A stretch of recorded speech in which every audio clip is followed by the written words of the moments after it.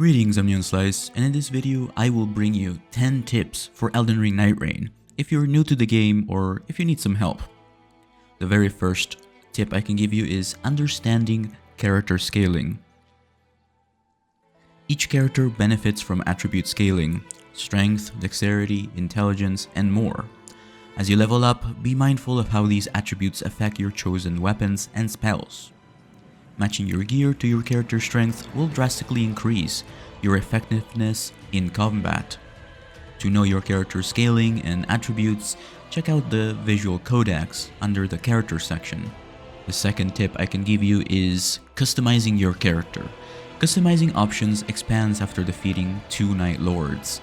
This unlocks the mirror, which lets you further personalize your character's appearance and aura, both cosmetics and sometimes gameplay relevant, especially in co-op.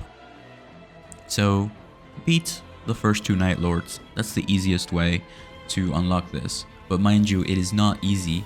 It is just easier to take on the first 2 Night Lords. The third tip I want to give you is utilizing the random relics from the bazaar. Early on, or when you have a lot of extra merc, which is the new currency, you can visit the bazaar to grab random relics.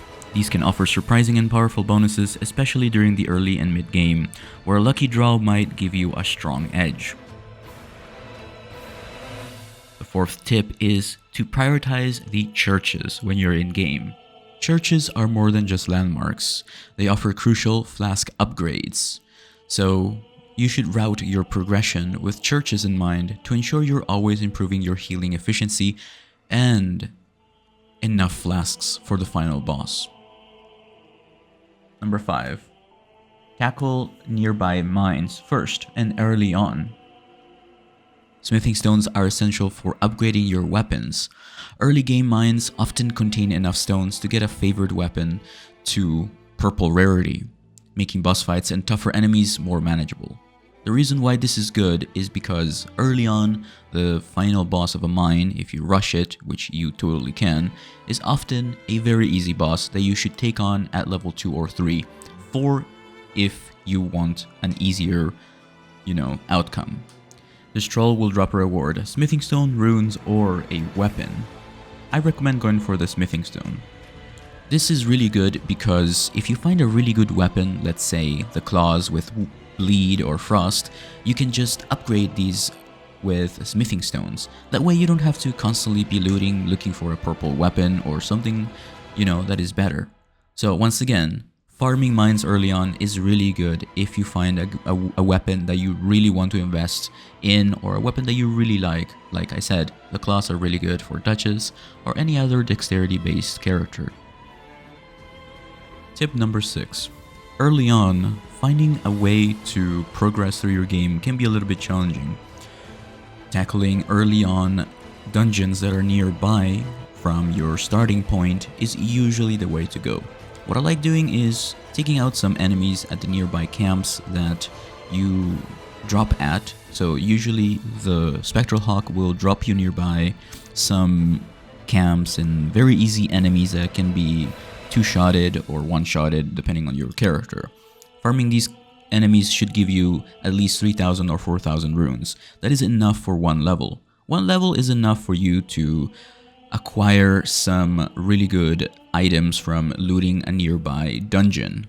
I love going towards these these rundown ruins that often have the envoy or the golems or the fire monk, which is located underground in the underground section of the cathedral ruins.